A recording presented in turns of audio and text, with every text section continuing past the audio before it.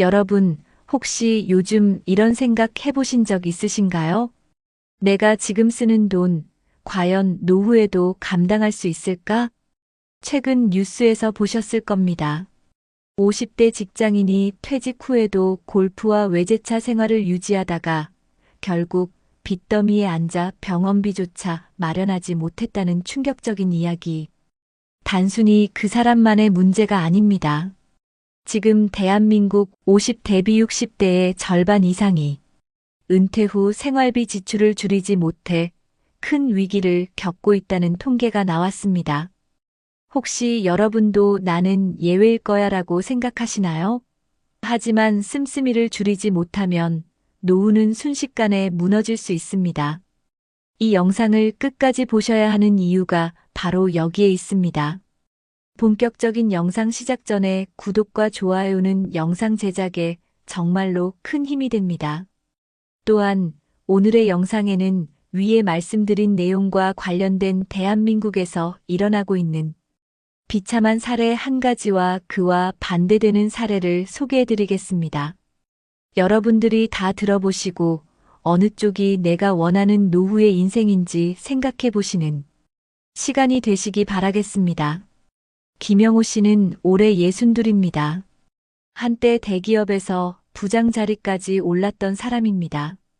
늘 바쁘게 해외 출장을 다니고 회식 때면 부하 직원들이 따라주던 술잔이 끊이지 않던 그야말로 성공한 직장인의 전형이었죠. 회사에서는 성과를 인정받았고 퇴직할 때 손에 쥔 퇴직금은 약 1억 5천만 원. 아내와는 30년 넘게 함께했고 성인이 된 아들도 둘 있었습니다. 남들 보기에 그는 평생을 성실히 살아온 모범 직장인이었습니다. 하지만 퇴직 후 그의 삶은 예상과 전혀 다른 방향으로 흘러가기 시작했습니다. 퇴직 첫날, 김 씨는 집 현관 앞에 세워둔 자신의 승용차를 한참 바라봤습니다. 그 차는 젊은 시절의 성취와 체면의 상징 같은 존재였죠. 아내는 그날 저녁 조심스럽게 말을 꺼냈습니다. 여보, 이제 출퇴근도 없는데 굳이 차 2대를 유지할 필요가 있을까? 보험료에 세금, 주유비까지 너무 많이 들어. 하지만 김 씨는 고개를 저었습니다. 내가 이렇게까지 살아왔는데 차를 포기하라고? 그건 내 자존심을 버리라는 거야. 그의 고집은 여기서 끝나지 않았습니다. 매주 토요일마다 나가던 골프 모임을 끊을 수 없었던 겁니다. 오랜 동료들과 함께 치던 골프는 그에게 사회적 관계의 끈이자 마지막 남은 자신감이었습니다. 하지만 문제는 돈이었습니다.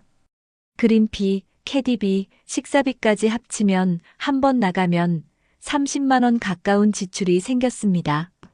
아내는 눈치를 줬지만 그는 대수롭지 않게 넘겼습니다. 이 정도는 괜찮아. 사람들 만나려면 이 정도는 써야지. 하지만 현실은 달랐습니다. 매달 쓰는 생활비가 600만 원을 훌쩍 넘기자 아내의 얼굴은 점점 굳어갔습니다. 전기세, 가스비, 식비까지 오르는 상황에서 아내는 절박하게 계산기를 두드렸지만 답이 나오지 않았습니다. 반면 남편은 주말마다 골프백을 들고 집을 나섰습니다. 집 구석에 쌓이는 카드 명세서가 점점 두꺼워질 뿐이었습니다. 그러던 어느 날 아내는 집 베란다 구석에서 먼지 쌓인 골프백을 발견했습니다. 안에는 오래된 골프채가 삐걱대며 부러질 듯 삐죽 나와 있었고 클럽 헤드에는 녹이 쓴 자국까지 보였습니다. 그런데도 남편은 여전히 새로운 클럽을 사고 싶다고 말하곤 했습니다. 당신 이거 봐. 골프채가 다 낡았잖아. 이제 그만해야 할 때 아니야? 낡아서 새 걸 사야지. 사람들하고 어울리려면 최소한 장비는 있어야 해. 아내는 더는 참지 못했습니다. 쓰레기 봉투를 들고 와 그 낡은 골프백을 들여다보며 한숨을 내쉬었습니다. 거실 테이블 위에는 갚지 못한 카드 대금 고지서가 어지럽게 흩어져 있었습니다. 아이들도 상황을 알게 됐습니다. 큰아들은 직장을 다니며 월세방에서 살고 있었지만 부모님의 불안한 대화를 듣고 결국 연락을 해왔습니다. 아빠, 제발 그만 좀 하세요. 우리까지 힘들어져요. 하지만 김 씨는 여전히 현실을 부정했습니다. 너희가 뭘 알아? 아버지가 체면이라도 지켜야 너희도 어디 가서 자랑할 수 있는 거야. 그의 말은 체면이었지만 사실은 두려움이었습니다. 평생을 바쳐 일했던 회사가 사라지고 자신을 부르던 직함도 사라진 뒤 그가 붙잡을 수 있는 마지막 남은 건 바로 그 낡은 골프백이었기 때문이었습니다. 시간이 흘러 카드빚은 눈덩이처럼 불어났습니다. 아내는 결국 결단을 내렸습니다. 오래 살던 34평 아파트를 팔고 작은 빌라로 이사한 겁니다. 남편은 처음엔 격렬히 반대했지만 은행에서 독촉 전화가 빗발치자 더는 거부할 수 없었습니다. 이사 당일 골프백은 쓰레기장 한켠에 버려졌습니다. 빗발엔 가죽은 찢겨 있었고 클럽 손잡이는 바싹 마른 고무 냄새를 풍겼습니다. 김 씨는 그 앞에서 한참을 서 있었습니다. 마치 자신의 지난 인생이 고스란히 버려지는 것 같았기 때문입니다. 그날 저녁 작은 집에 부엌에 앉아 김 씨는 처음으로 아내에게 속마음을 털어놨습니다. 미안해. 내가 너무 늦게 깨달았어. 이제라도 줄여야지. 아내는 아무 말 없이 고개를 끄덕였지만 그 눈가에는 눈물이 맺혀 있었습니다. 여러분, 김영호 씨의 이야기는 특별한 사례가 아닙니다. 퇴직 후에도 과거의 체면과 습관을 내려놓지 못해 고통을 겪는 사람들, 우리 주변에서 흔히 볼 수 있습니다. 특히 골프, 외제차, 과한 취미 생활은 은퇴 후 가장 큰 적이 됩니다. 나는 다를 거야라는 생각은 위험한 착각일 수 있습니다. 결국 습관을 줄이지 못하면 남은 건 낡은 골프백처럼 버려진 삶의 흔적뿐입니다. 이사 후 처음 맞은 겨울은 혹독했습니다. 오래된 빌라의 벽지에는 곰팡이가 번져 있었고 난방을 아끼려다 보니 거실은 늘 싸늘했습니다. 아내는 두꺼운 외투를 입은 채 거실 식탁에 앉아 밥을 차렸습니다. 예전 같으면 주말마다 골프장 조식 뷔페를 먹었겠지만 이젠 김치찌개와 계란말이가 전부였습니다. 김영호 씨는 낡은 의자에 앉아 한참 동안 밥상을 바라보다가 조용히 젓가락을 들었습니다. 내가 이렇게까지 떨어졌구나라는 자책감이 몰려왔지만 이상하게도 아내와 함께 앉아 먹는 따뜻한 밥 한 끼가 그를 차분하게 만들었습니다. 그날 이후 그는 조금씩 자신이 바뀌어야 한다는 걸 느끼기 시작했습니다. 하지만 변화는 쉽지 않았습니다. 친구들의 연락이 끊이지 않았기 때문입니다. 야, 이번 주에 라운딩 가자. 내가 빠지면 재미없어. 그는 핑계를 대며 거절했지만 전화를 끊고 나면 마음이 무너져 내렸습니다. 내가 이제 그들 모임에서 멀어지는 건 아닐까? 아내는 그런 남편을 지켜보다 결국 단호히 말했습니다. 여보, 이제 체면보다 우리 생활이 먼저야. 당신이 집에서 마음 편히 웃어주는 게 나에겐 골프보다 더 소중해. 하지만 김 씨는 여전히 마음속에서 싸우고 있었습니다. 과거의 직함, 사람들의 시선, 그리고 낡은 골프백에 매달렸던 집착이 하루아침에 사라지진 않았습니다. 매일 저녁 잠들기 전 그는 몰래 휴대폰 사진첩을 열어 예전 골프장에서 찍은 사진들을 바라보곤 했습니다. 결정적인 순간은 둘째 아들의 말에서 찾아왔습니다. 대학을 졸업하고 취업 준비를 하던 아들은 하루는 술에 취해 들어와 울먹이며 말했습니다. 아빠, 우리 집 빚 때문에 나까지 대출 받아야 할까봐 너무 무서워. 제발 이제 그만 좀 해. 그 말은 칼처럼 가슴을 찔렀습니다. 아버지로서, 가장으로서 지켜야 할 건 체면이 아니라 가족이라는 걸 그는 비로소 깨달았습니다. 그날 새벽 김 씨는 다시는 골프 이야기를 꺼내지 않겠다고 마음속으로 다짐했습니다. 대신 가족과 함께 시간을 보내고 새로운 길을 찾기로 한 겁니다. 이후 김 씨의 하루는 달라졌습니다. 아침에는 빌라 근처 공원에서 산책을 하고 낮에는 구청에서 운영하는 평생학습관에 나가 강좌를 들었습니다. 처음에는 민망했지만 비슷한 또래들과 함께 책을 읽고 작은 봉사활동에 참여하면서 그는 점점 달라지는 자신을 느꼈습니다. 아내와 함께 시장에 나가 장을 보고 저녁에는 함께 TV 드라마를 보며 소소한 이야기를 나누는 시간이 늘어났습니다. 예전 같으면 골프 모임이나 회식 자리에서 보내던 주말이었지만 이제는 가족과 보내는 일상이 더 따뜻하게 다가왔습니다. 경제적으로도 변화를 만들었습니다. 퇴직금 중 남은 일부를 정기예금에 넣고 아내와 함께 생활비 상한선을 정했습니다. 한 달 250만 원 이상은 쓰지 않는다. 이 규칙을 지키자 신기하게도 마음이 한결 가벼워졌습니다. 돈이 줄어든 게 아니라 오히려 삶에 불필요한 짐이 줄어든 느낌이었습니다.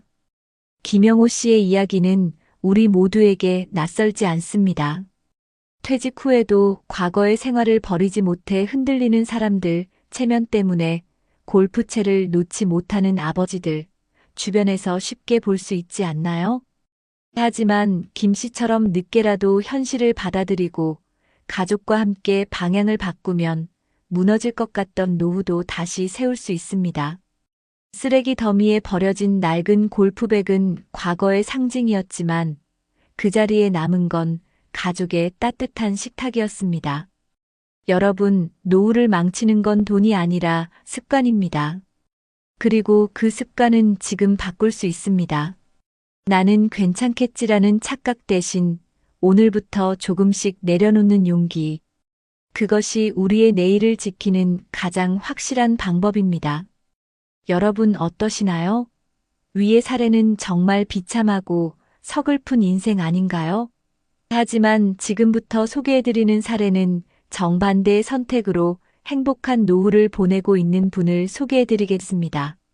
주인공은 올해 66살의 이정훈 씨입니다. 그는 평생을 시청 공무원으로 근무하다가 정년퇴직을 했습니다.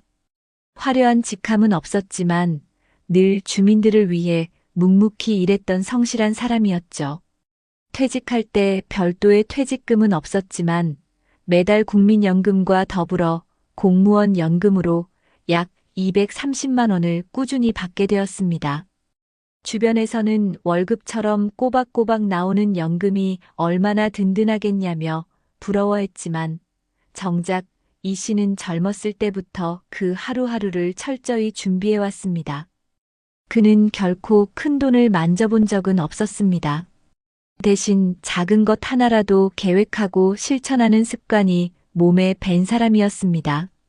동료들이 점심마다 고급 식당에 가자고 할 때 그는 근처 구내식당에서 간단히 식사를 해결했고 회식 자리에선 늘 1차까지만 함께하고 집으로 돌아왔습니다.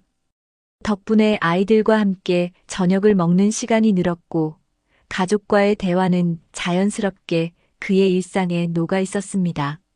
이런 모습은 당시에는 너무 깐깐하다는 소리를 들었지만 시간이 흘러 그의 가장 큰 자산이 되었습니다. 정년이 가까워질수록 주변 동료들은 불안해했습니다. 누구는 퇴직하면 바로 카페를 열겠다. 또 누구는 적금 깨서 아파트에 투자해야 한다고 했습니다. 실제로 몇몇 동료들은 퇴직 후 받은 퇴직수당을 전부 쏟아부어 무리하게 사업을 시작했습니다. 이정훈 씨도 흔들릴 때가 있었습니다. 어느 날 퇴근길 오랜 친구가 전화를 걸어왔습니다. 야, 내가 성실하게 일만 한 건 알겠는데 그 돈으로 뭐 하려고 그래? 요즘은 다 투자해야지. 아파트 사두면 1년 만에 수천만 원은 오르는데 연금만 믿고 살 수 있겠어? 그는 그날 밤 잠을 이루지 못했습니다. 아내 김영자 씨도 옆에서 조용히 말했습니다. 여보, 우리도 혹시 너무 조심만 한 건 아닐까? 애들한테 조금이라도 더 물려주려면 뭐라도 해야 하지 않을까? 그때 이정훈 씨는 천천히 고개를 저었습니다. 영자야, 난 우리가 가진 걸 지키는 게 먼저라고 생각해. 괜히 무리하다가 다 잃는 사람들 많이 봤잖아. 우리 애들한테 남겨줄 건 돈이 아니라 빚 없는 삶이야. 아내는 한동안 말이 없었지만 결국 그의 말에 동의했습니다. 부부는 그날 밤 거실에 앉아 오래된 공책을 꺼내들고 은퇴 후 생활비 계획을 다시 적어 내려갔습니다. 한 달 생활비 200만 원, 식비는 70만 원, 관리비와 공과금 30만 원, 나머지는 저축과 여가로. 이 작은 메모는 두 사람의 노후를 지탱해줄 든든한 기둥이 되었습니다. 물론 갈등이 없었던 건 아닙니다. 친구들이 해외여행 사진을 SNS에 올릴 때마다 아내는 부러움 섞인 눈길로 휴대폰을 보았습니다. 여보, 우리도 한 번쯤은 가야 하지 않을까? 남들은 다 가는데. 그러면 이정훈 씨는 웃으며 대답했습니다. 우리도 갈 수 있어. 하지만 꼭 필요한 순간을 기다리자. 지금은 가까운 데서 행복을 찾는 게 더 중요해. 실제로 그는 매주 토요일마다 아내와 함께 동네 복지관에서 열리는 요가 강좌에 참여했습니다. 참가비는 단돈 1만 원. 수업을 마치고 근처 공원에서 산책하며 아이스 아메리카노 한 잔을 나누는 시간이 오히려 해외여행보다 더 값지게 느껴졌습니다. 이렇게 평범하면서도 절제된 일상은 때로는 답답해 보였지만 시간이 지나면서 가족 모두에게 안정감을 주었습니다.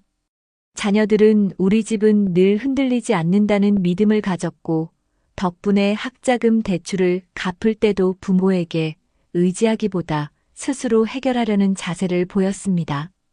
2025년 대한민국의 물가 상승과 집값 불안은 여전히 많은 사람들을 괴롭히고 있습니다. 특히 은퇴 세대는 자녀 지원과 생활비 사이에서 갈등하는 경우가 많습니다. 하지만 이정훈 씨는 다르게 선택했습니다. 가진 것을 늘리지 않았고 욕심을 줄였으며 무엇보다도 가족과 함께 작은 행복을 나누는 삶을 택했습니다. 그는 늘 이렇게 말하곤 했습니다. 돈이 많다고 행복한 건 아니야. 중요한 건 우리가 웃으면서 하루를 보내는 거지. 그의 평범한 말은 이제 가족 모두의 인생 좌우명이 되어 있었습니다. 은퇴 후 몇 해가 지나자 이정훈 씨 부부에게도 위기가 찾아왔습니다. 작은 빌라에서 평온하게 지내던 어느 날 둘째 아들이 직장에서 구조조정으로 퇴직을 하게 된 겁니다. 갑작스러운 상황에 아들은 울먹이며 전화를 걸어왔습니다. 아빠, 나 이제 어떡하지? 대출도 아직 남았는데. 아내는 곧장 눈시울을 붉혔습니다. 우리라도 도와야 하는 거 아니냐며 불안해했죠. 하지만 이정훈 씨는 차분히 아들을 불러 앉혔습니다. 아들아, 우리가 너 대신 빚을 갚아줄 순 없다. 하지만 우리가 할 수 있는 건 생활비를 아껴서 너에게 잠시 숨 쉴 시간을 주는 거다. 대신 내가 다시 일어설 방법을 찾아야 한다. 그날 저녁 가족은 작은 식탁에 둘러앉아 함께 밥을 먹으며 긴 대화를 나눴습니다. 기름진 고기는 없었지만 된장찌개와 김치, 그리고 소박한 계란찜이 놓여 있었습니다. 대화 끝에 아들은 부모의 현실적인 태도를 이해했고 며칠 뒤 스스로 재취업 준비에 나섰습니다. 그 순간 이정훈 씨는 깨달았습니다. 내가 평생을 절제하며 살아온 건 바로 이 순간을 위해서였구나. 가족이 무너지지 않도록 버팀목이 되는 것, 그것이 아버지로서 가장 큰 역할이었기 때문입니다. 몇 달 뒤 둘째 아들은 가까운 중견기업에 다시 취업했습니다. 힘든 시기를 견디는 동안 부모에게 경제적 부담을 크게 지우지 않은 건 그동안의 철저한 가계 관리 덕분이었습니다. 그 무렵 아내 김영자 씨는 동네 복지관에서 봉사활동을 시작했습니다. 어르신들에게 점심을 배식하고 가끔은 손잡벌대는 청년들과 함께 책을 읽어주는 활동이었습니다. 돌아오는 길, 그녀는 남편에게 이렇게 말했습니다. 여보, 내가 이렇게 다른 사람을 돕고 나니 오히려 내가 더 살아있는 기분이야. 우리가 욕심을 줄였으니까 이런 여유도 생기는 거지. 남편은 미소 지으며 대답했습니다. 맞아. 우리가 돈을 쫓았다면 이런 시간은 없었을 거야. 난 지금이 참 좋다. 부부는 해외여행 대신 인근의 작은 산과 바닷가를 찾았습니다. 도시락을 싸들고 기차를 타고 떠난 하루 여행은 값비싼 골프나 외제차보다 훨씬 큰 만족을 주었습니다. 아이들은 부모의 삶을 보며 돈이 많아야 행복한 건 아니다라는 사실을 배워갔습니다. 2025년 현재 물가와 금리 인상으로 많은 가정이 어려움을 겪고 있지만 이 부분은 흔들리지 않았습니다. 절제된 생활, 부부간의 합의, 그리고 작은 것에 감사하는 습관 덕분이었습니다. 여러분, 이정훈 씨의 삶은 결코 특별하지 않습니다. 누구나 할 수 있는 평범한 선택이었지만 그 작은 선택들이 모여 흔들림 없는 노후를 만든 것입니다. 퇴직금은 많지 않았지만 연금으로 들어오는 돈을 계획적으로 나누어 쓰고 무리한 투자 대신 가족과의 시간을 지킨 결과 그의 노후는 안정과 행복으로 이어졌습니다. 낡은 집 부엌에서 아내와 함께 나누는 소박한 밥상, 동네 복지관에서 함께 웃는 사람들과의 만남, 그리고 자식들에게 빚 없는 삶을 물려주는 마음. 이것이야말로 진짜 노후의 성공 아닐까요? 여러분도 느끼시지 않나요? 노후를 망치는 건 돈이 부족해서가 아니라 욕심과 습관 때문이라는 걸요. 욕심을 줄이고 현실을 받아들이며 가족과 함께 작은 행복을 지켜내는 것. 그 선택이야말로 우리 모두가 지금부터 해야 할 준비일 것입니다. 여러분, 사실 퇴직 후 우리가 가장 먼저 확인해야 할 건 소비를 줄이는 것만이 아닙니다. 실제로 국내 통계를 보면 은퇴 전 지출의 7,080% 수준으로 생활비를 유지하는 것이 적정한 수준이라는 분석이 있습니다. 예컨대 국민건강보험공단 기준에 따르면 은퇴 이후 평균 생활비는 은퇴 전 대비 70%에서 80% 수준이라는 결과가 있죠. 게다가 농민신문에 실린 반평생 예산표 기사에서는 은퇴 후 생활비 설계 시 자녀 교육비나 대출 상환이 한창인 50대 초중반부터 은퇴 생활비를 미리 70%에서 80%로 설정해 현실적인 예산을 짜는 것이 중요하다고 언급하고 있습니다.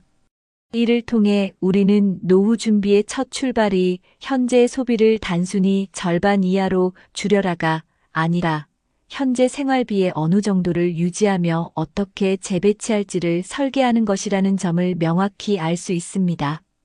이와 함께 소비의 양상이 계층별로 다르게 나타난다는 분석도 있습니다. 자산이 낮은 계층에서는 은퇴 후 소비가 급격히 감소하는 반면 자산이 풍부한 계층에서는 오히려 문화여가 지출이 증가해 전체 소비가 늘어나기도 한다는 조사 결과가 있는데요. 즉, 여유 자산이 있는 경우 절제 없이 여가를 즐기면서도 소비가 늘어날 수 있는 위험이 있다는 점도 기억해둬야 합니다. 또한 해외 연구들을 살펴보면 은퇴 이후에도 적절한 취미 활동과 여가 참여가 정신 건강에 긍정적인 영향을 준다는 일관된 결과들이 존재합니다. 예컨대 중국 중노년층 대상 횡단면 연구에서는 취미 활동을 하는 이들이 그렇지 않은 이들에 비해 우울 증상 발생 위험이 약 11% 낮았다는 통계가 있습니다. 본 분석에서 다변수 조정 후 오즈비오알가 0.89로 도출되었죠. 또한 16개국 고령자를 대상으로 한 대규모 연구에서도 취미가 있는 사람일수록 우울 증상은 줄고 행복감 삶의 만족도는 높아지는 경향이 나타났습니다. 이와 유사하게 2022년 발표된 연구에서는 취미 활동이나 클럽, 요리 베이킹 등 여가 활동에 참여하는 고령자가 그렇지 않은 고령자보다 우울증 발병 가능성이 크게 낮아지는 결과들이 보고되었는데요. 이는 활동 이론 액티버티 시리의 틀과도 맞닿는 내용으로 노년기에도 활동적이고 사회적으로 연결된 삶이 더 건강하고 만족스러운 노후를 만든다는 이론적 기반이기도 합니다. 마지막으로 은퇴자들이 자원봉사 활동, 즉 사회 참여를 통해 우울 위험을 낮출 수 있다는 미국 연구도 있습니다. 6,579세 은퇴자들을 대상으로 한 조사에서 자원봉사에 참여한 이들은 우울증 발생 가능성이 무려 43%나 감소했다는 결과가 있었죠. 이는 단순한 취미를 넘어 사회적 기여와 목적의식을 찾는 활동이 정신적 안정에 직접적으로 도움이 된다는 강력한 데이터입니다. 이처럼 국내 통계는 은퇴 후 예상 생활비 수준 조정의 중요성을, 그리고 해외 연구들은 활동적 삶과 사회 참여가 정신 건강을 지키는 열쇠임을 일관되게 보여주고 있습니다. 우리는 이 통계와 연구들을 바탕으로 단순히 돈을 줄이는 게 아니라 줄이는 대가로 무엇을 남길지, 예를 들어 가족과의 관계, 마음의 안정, 작은 사회적 역할 등까지 설계해야 한다는 사실을 분명히 기억해야 합니다. 여러분, 지금까지 실수로 소비 습관을 못 바꿔 고통받는 사례와 반대로 절제와 가족 중심의 삶으로 노후를 행복하게 지키는 이야기를 나눴는데요. 그렇다면 우리에게 실제로 도움이 될 수 있는 현실적인 정책이나 프로그램은 무엇이 있을까 궁금하실 거예요. 다행히 대한민국 정부와 각 지자체는 이미 노년의 삶을 건강하고 의미 있게 이어갈 수 있도록 다양한 복지제도를 운영하고 있습니다. 먼저 보건복지부 차원의 기반으로는 노인 여가복지시설 노인복지관, 경로당, 노인교실 등을 통해 평생교육, 취미여가, 건강생활, 사회참여, 상담, 정서생활 지원 등을 통합적으로 제공하고 있습니다. 특히 2025년 기준 전국에 노인복지관 399개, 경로당 67,633개, 노인교실 1,282개가 운영 중이며 지방자치단체가 냉난방비 및 양곡비를 지원하는 방식으로 운영되고 있죠. 이들 기관은 우리가 쓸데없이 고급 취미에 매달리지 않고도 저렴한 비용으로 질 높은 강사와 프로그램을 접할 수 있는 통로입니다. 그리고 이를 한 걸음 더 실제 삶에 닿게 하는 지자체별 맞춤형 프로그램도 활발하게 운영 중입니다. 예컨대 서울시는 어르신 맞춤형 돌봄 서비스로 독거노인 대상주 이외에서 3회 방문 돌봄, 식사와 청소 지원, 그리고 어르신 문화교실을 통해 구청복지관 연계 무료 교육 및 예술 활동을 제공하고 있어요. 부산광역시는 노인 일자리와 건강관리 연계 프로그램을 운영 중인데 시니어 인턴십 사업을 통해 65세 이상 어르신에게 공공시설 파트타임 근무 기회를 제공하고 건강 100세 운동 프로그램으로 지역 체육센터에서 맞춤형 운동 지도를 받도록 돕고 있죠. 전라북도는 농촌 지역 어르신들을 위한 이동복지 차량 운영과 농촌형 공동생활홈 등을 마련해 단순 돌봄이 아니라 공동거주와 교류 중심의 복지를 실현하고 있어요. 이와 같이 지역마다 특색 있게 실행되는 프로그램은 우리가 생활비 절감이나 체면, 포기 같은 문제와 싸우면서도 활동성과 인간관계를 유지하는 기반이 되어줍니다. 또 경로당 단위의 지원 사업도 눈에 띕니다. 광주시의 경우 경로당의 낡은 시설을 직접 고쳐주는 환경개선 사업 도배장 판화장실 개조 등과 건강 체조 댄스 요가 웃음 치료 등 전문 강사 지원 프로그램을 운영하면서 어르신 여가 활동에 활력을 불어넣어요. 또한 노는 땅 경작 활동이나 지역사회 청소 같은 사회봉사활동 참여를 월 2회 이상, 10인 이상 참여 조건으로 지원금까지 주는 방식으로 구성해 단순한 여가가 아니라 사회적 역할감과 자존감 회복까지 이어지게 합니다. 이처럼 정부 지자체 차원에서 내가 쓸 수 있는 실질적 자원과 활동 공간이 정말 많구나라는 걸 깨닫는 순간이 우리가 이 노후의 소비와 습관 문제를 실질적으로 바꿀 유력한 출발점이 됩니다. 그리고 해외 사례도 참고할 만합니다. 예컨대 영국, 스웨덴 등 유럽 선진국에서는 노년의 삶에서 하비 언드 아츠 파티서페이션을 공식적으로 장려하는 문화 정책을 추진 중이고, 여기엔 자율적인 아트 클래스부터 지역 커뮤니티 센터의 취미 교실까지 폭넓게 포함되어 있죠. 특히 UCL 연구에서는 65세 이상 고령자가 취미 활동에 참여하면 우울감은 줄고 삶의 만족도는 올라간다는 것을 16개국 데이터를 통해 확인했고, 이는 정책이 아니라도 정서적 안정의 필수 조건임을 시사했어요. 또 미국의 경우 은퇴자가 자신의 취미를 수익으로 연결하는 HOBBYPRENEUR 형태를 확산시키는 데 관심을 두고 있습니다. 예를 들어 예술가 은퇴자들이 지역 카페나 갤러리에 작품을 전시해 판매하거나 블로그를 통해 수익을 내는 방식으로 정서적 만족뿐 아니라 경제적 자립성까지 동시에 지킬 수 있는 길을 열어주고 있어요. 여러분, 그러니까 중요한 건 이겁니다. 노후에 절제하는 것이 곧 포기하는 것이 아니라 오히려 생각보다 많은 선택지, 즉 저렴하고 의미 있는 활동, 지역 자원, 사회적 역할, 그리고 해외에서 이미 입증된 취미 기반 자립의 방식까지 활용하는 일이라는 거죠. 결국 우리가 소비를 줄이기만 하는 게 아니라 이 비용으로 어떤 활동을 채워 넣을지를 전략적으로 선택해야 한다는 이야기입니다. 낡은 골프백은 쓰레기 더미에 버려졌고 작은 식탁 위에는 따뜻한 된장국이 올려졌다. 무너진 체면은 사라졌지만 그 자리에는 가족의 웃음이 다시 피어났다. 여러분, 우리는 오늘 두 가지 이야기를 들었습니다. 하나는 퇴직 후에도 체면을 내려놓지 못해 결국 빚과 고통 속에 무너져간 한 남자의 이야기였고, 또 하나는 절제와 준비, 그리고 가족과의 신뢰를 지켜내며 흔들리지 않는 행복을 만든 또 다른 남자의 이야기였습니다. 두 사람은 같은 시대를 살았고, 같은 나이대의 퇴직을 맞이했으며, 똑같이 인생의 새로운 장 앞에 서 있었습니다. 그러나 선택은 달랐습니다. 한 사람은 끝내 욕심을 버리지 못해 낡은 골프채와 함께 인생의 자리를 잃었고, 다른 한 사람은 소박한 밥상과 함께 다시 웃을 수 있었습니다. 우리에게 필요한 건 큰 돈이 아닙니다. 여러분, 정말 중요한 건 어떻게 사느냐입니다. 은퇴 후에도 과거의 소비 습관과 체면에 매달린다면 우리는 결국 가족의 곁에서 외면받고 스스로도 무너져 내릴 수밖에 없습니다.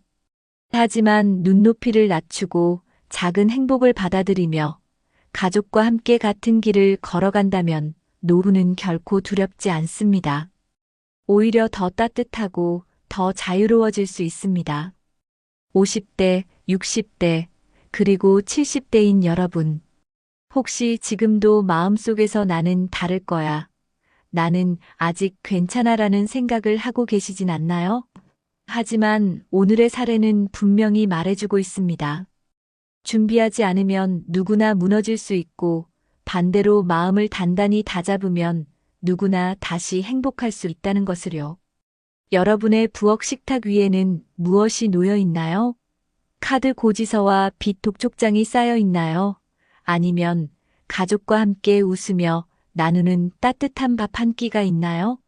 여러분의 베란다 구석에는 녹슨 골프채가 놓여 있나요? 아니면 오래된 운동화 한 켤레로도 충분히 행복할 수 있는 삶이 놓여 있나요? 우리는 이제 선택해야 합니다. 체면과 욕심을 붙잡고 노후를 무너뜨릴 것인가, 아니면 소박함 속에서 진짜 행복을 지켜낼 것인가. 오늘 만난 두 사람의 이야기는 단순한 개인의 경험담이 아니라 우리 모두의 미래일 수 있습니다. 그리고 그 미래는 지금 우리가 내리는 결정에 달려 있습니다. 여러분, 노후를 준비한다는 건 단순히 돈을 모으는 게 아닙니다. 더 중요한 건 나의 마음을 낮추고 내 곁에 가족과 함께 발맞추는 일입니다. 아내와 남편이 같은 방향을 바라보고 자식들이 부모를 보며 안심할 수 있는 가정을 만드는 것. 그것이야말로 우리가 지켜야 할 가장 큰 자산 아닐까요? 눈을 감고 한번 상상해 보세요. 먼 훗날 우리 아이들이 이렇게 말하는 모습을. 우리 부모님은 돈은 많지 않았지만 늘 웃으셨다. 그래서 우리도 행복했다. 그 말 한마디가 바로 우리가 남길 수 있는 최고의 유산이자 진짜 부자라는 증거가 아닐까요? 여러분, 지금이 바로 시작할 때입니다. 더 늦기 전에 지금 가진 것에 만족하며 작은 것부터 줄이고 나눌 수 있는 마음을 배우며 가족과 함께 걸어가야 합니다. 그렇게 한 걸음씩 내디딜 때 우리의 노후는 절망이 아니라 희망으로 채워질 것입니다. 낡은 골프백 대신 웃음소리를 남기고 빛 독촉장 대신 따뜻한 밥상을 지키는 것. 그것이 우리가 모두 꿈꾸는 노후일 겁니다. 여러분, 지금 선택하세요. 행복한 노후는 멀리 있는 것이 아니라 바로 오늘 여러분의 결심 안에 있습니다. 대기업 다니다 퇴직한 59세 아저씨, 지금은 편의점에서 삼각김밥 정리하고 계십니다. 서류 대신 박스를 들고 노트북 대신 물걸레를 든 거죠. 어떻게 이런 일이 벌어진 걸까요? 여러분, 혹시 퇴직 후엔 좀 쉬고 싶다는 생각 아직 갖고 계신가요? 한때 누구보다 열심히 일했던 사람들이 지금은 하루 벌어 하루를 사는 현실, 남의 일이 아닙니다. 퇴직 후 1년 연금은 부족하고 자녀는 여전히 도움을 바라고 몸은 아픈데 경력 살릴 일자리는 없고 지금 50대, 60대에게 은퇴는 마침표가 아니라 현실 생존의 시작선입니다. 이미 많은 중장년층이 편의점, 식당, 창고에서 두 번째 인생을 버티고 있습니다. 하지만 결정적인 차이는 단 하나, 준비했느냐 아니냐였습니다. 이 영상 지금 안 보면 늦습니다. 당신의 노후 선택은 지금입니다. 본격적인 영상 시작 전에 구독과 좋아요는 영상 제작에 정말로 큰 힘이 됩니다. 또한 오늘의 영상에는 위에 말씀드린 내용과 관련된 대한민국에서 일어나고 있는 비참한 사례 한 가지와 그와 반대되는 사례를 소개해드리겠습니다. 여러분들이 다 들어보시고 어느 쪽이 내가 원하는 노후의 인생인지 생각해보시는 시간이 되시기 바라겠습니다. 그는 밤마다 스스로에게 물었습니다. 내가 이렇게까지 살아야 하나? 일을 마치고 집에 돌아오면 바닥에 누워 잠깐 눈을 붙이는 것이 유일한 휴식이었습니다. 하루에도 몇 번씩 무릎을 부여잡고 숨을 돌립니다. 그래도 쉴 수는 없습니다. 새벽 4시마다 일어나 택배 상하차 일을 나서는 것이 일상이었습니다. 대구 남구에 살고 있는 62세의 남성이었습니다. 2, 3년 전까지만 해도 그는 중견기업의 경영지원팀에서 일했습니다. 사내 임직원 교육을 총괄했고 임원회의에서 발표를 하던 사람입니다. 그런데 갑작스러운 구조조정으로 예정보다 빨리 명예퇴직을 해야 했습니다. 그때만 해도 그래도 퇴직금도 있고 국민연금도 있고라며 낙관적이었죠. 하지만 한 달에 300만 원 넘게 쓰던 생활을 갑자기 줄이기는 어려웠습니다. 딸 결혼식 비용도 있었고 장모님 병원비, 자동차 할부금, 관리비와 대출, 이자까지. 퇴직금 5,500만 원은 6개월 만에 절반 이상 사라졌고 국민연금 수령은 아직 멀었습니다. 결국 퇴직한 지 8개월 만에 그는 새벽 물류창고에서 박스를 나르고 있었습니다. 처음에는 잠깐만 하자고 생각했지만 어느새 그 일도 벌써 3년째. 허리 통증은 갈수록 심해졌고 다리에는 파스가 늘 덕지덕지 붙어 있었습니다. 점심시간에도 쉴 수는 없었습니다. 회사에서는 식대를 지원하지 않기 때문에 편의점 도시락으로 끼니를 때우고 그마저도 줄이는 날이 많았습니다. 그가 사는 반지하 월세방은 겨울이면 창문에 성에가 얼고 여름이면 습기로 벽지가 들떠 있었습니다. 한 달 월세 55만 원. 전기세와 수도세를 내고 나면 남는 돈은 얼마 되지 않았습니다. 한때 40명 팀을 이끌며 관리하던 그가 이제는 22살짜리 아르바이트 반장의 눈치를 보며 무거운 상자를 옮기고 팔레트 위에 상품을 쌓고 있었습니다. 비 오는 날이면 젖은 바닥에 미끄러지기 일쑤였고 어느 날은 손목을 접질려 깁스를 하기도 했습니다. 하지만 병가를 내면 하루 일당이 사라지기에 쉬지도 못했습니다. 병원비를 아끼기 위해 그는 지하상가에서 파는 파스와 근육통 스프레이로만 버텼습니다. 한 달 수입은 170만 원 남짓, 20만 원은 교통비, 30만 원은 통신비와 식비, 남은 돈으로 월세와 보험료, 딸의 학자금 대출 보증금을 갚기엔 턱없이 부족했습니다. 그는 입버릇처럼 다음 달까지만 버티자라고 말했지만 그 다음 달은 계속 이어졌습니다. 가끔씩은 단기 일용직 공사 현장에도 나갔습니다. 하루 일당 4만 원. 하지만 그날은 해가 나지 않아 콘크리트가 제대로 마르지 않았고 현장에서 하루 종일 대기만 하다 돌아오기도 했습니다. 그는 이런 날이면 스스로가 더 작아지는 기분이 들었습니다. 가족들에게는 말하지 않았습니다. 아내는 남편이 아직도 온라인 교육 관련 자문일을 하고 있는 줄 알았습니다. 하지만 사실 그 일을 그만둔 지는 이미 1년이 넘었습니다. 딸은 아버지가 여전히 상담 쪽 외주를 받는다고 생각하고 있었고 본인은 매일 새벽 5시 전에 집을 나와 택배 상하차장으로 향했습니다. 하루 일과를 마치고 돌아오면 욕실에서 찬물로 겨우 땀을 씻고 전자레인지에 밥과 김치를 데워 먹는 것이 하루 유일한 끼니였습니다. 체중은 55kg까지 줄었고 입던 정장은 더 이상 맞지 않았습니다. 거울을 보면 자신도 몰라볼 만큼 초췌한 중년 남성이 서 있었습니다. 고용복지센터에도 몇 번이나 찾아가 봤습니다. 자기소개서도 다시 써보고 이력서 사진도 새로 찍었습니다. 하지만 서류 통과는커녕 면접 기회조차 주어지지 않았습니다. 상담사는 말했습니다. 60 넘으셨으면 경비직이나 단순 노무직밖에 없습니다. 그는 예전 회사에서 팀장으로 있었고 관리자 교육도 했던 사람입니다. 하지만 지금은 누구도 그의 경력을 기억하지 않았습니다. 작년 겨울 전기세가 밀려 전기가 끊겼던 날 그는 촛불을 켜고 그동안 써왔던 다이어리를 꺼냈습니다. 거기에는 다음 달부터는 진짜 다른 길을 찾아보자, 온라인 강의 플랫폼 다시 신청해보자 같은 문장들이 가득했습니다. 하지만 그는 여전히 같은 자리에 있었습니다. 친구들 모임은 오래전부터 나가지 않았습니다. 처음엔 돈이 없어서였고 나중엔 만날 용기가 없어서였습니다. 같이 일했던 후배들은 지금도 해외 출장 다니고 자신은 그 후배가 주문한 택배 상자를 옮기고 있다는 사실을 마주한 날 그는 눈물을 참지 못하고 창고 뒤편에서 몰래 울었습니다. 내가 이렇게 될 줄 알았으면 퇴직 전 조금만 더 준비했을걸. 그가 수없이 반복했던 말이었습니다. 하지만 그 말은 이제 더 이상 의미가 없었습니다. 지금 당장 내일 먹을 밥값을 벌어야 했기 때문입니다. 여러분 어떠시나요? 위의 사례는 정말 비참하고 서글픈 인생 아닌가요? 하지만 지금부터 소개해드리는 사례는 정반대의 선택으로 행복한 노후를 보내고 있는 분을 소개해드리겠습니다. 박준영 씨는 올해 63, 전라북도 익산에 거주 중입니다. 공기업에서 인사관리팀장으로 35년간 근무하다가 60을 앞두고 스스로 정년퇴직을 선택했습니다.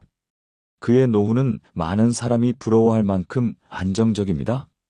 하지만 그 이면엔 오랜 시간 준비해온 흔적이 고스란히 담겨 있었습니다. 준영 씨는 30대 후반부터 가계부를 쓰기 시작했습니다.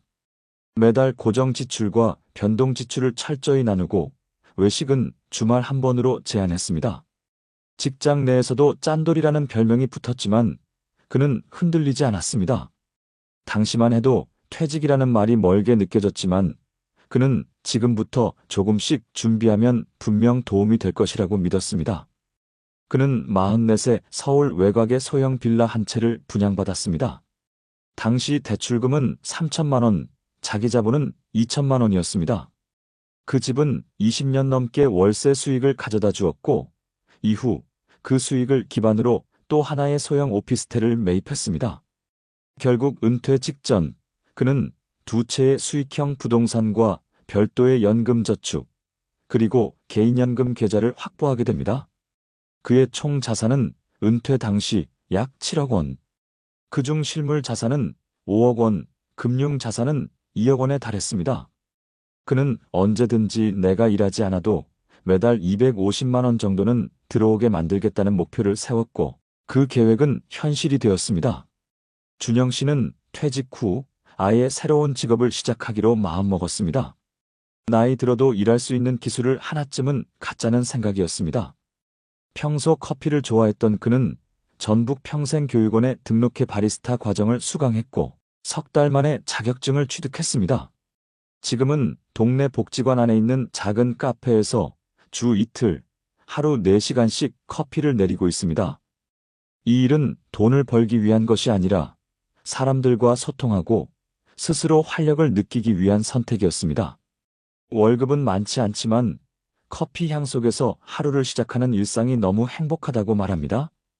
그의 하루는 규칙적입니다.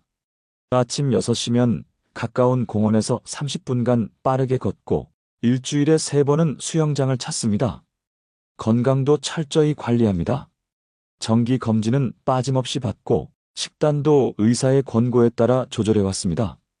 그는 생활비로 매달 120만 원 안팎을 사용합니다. 여유가 있을 때는 독서와 문화활동에 조금 더 쓰기도 합니다. 주말에는 아내와 함께 클래식 공연을 듣거나 시립도서관에서 책을 읽습니다. 대중교통을 타고 나가는 일이 즐겁고 그는 늘 손에 책 한 권을 들고 다닙니다. 무엇보다 의미 있는 시간은 매주 수요일입니다. 지역 주민센터에서 중장년층을 대상으로 금융 기초 강좌를 열고 있기 때문입니다. 그는 자발적으로 참여하여 자신의 재무관리 노하우를 나누고 있습니다. 실제 그 수업을 들은 수강생 중 몇 명은 준영 씨에게 개인 상담을 요청하기도 했고, 그는 나도 누군가의 노후에 작은 도움이 될 수 있다는 사실에 큰 보람을 느낀다고 말합니다. 가끔 만나는 친구들은 그에게 묻습니다. 어떻게 그렇게 안정적인 노후를 보낼 수 있느냐고요. 그는 웃으며 대답합니다. 30부터 준비한 덕분이에요. 하루아침에 된 건 아무것도 없어요. 물론 그에게도 유혹은 있었습니다. 친구들이 대출을 받아 아파트 갭 투자에 나섰을 때, 자녀 유학을 보내기 위해 주택을 담보대출로 돌리는 걸 봤을 때 그도 흔들렸다고 합니다. 하지만 그는 가족과 충분히 이야기하고 무리한 투자도 자녀에게 올인하는 일도 하지 않았습니다.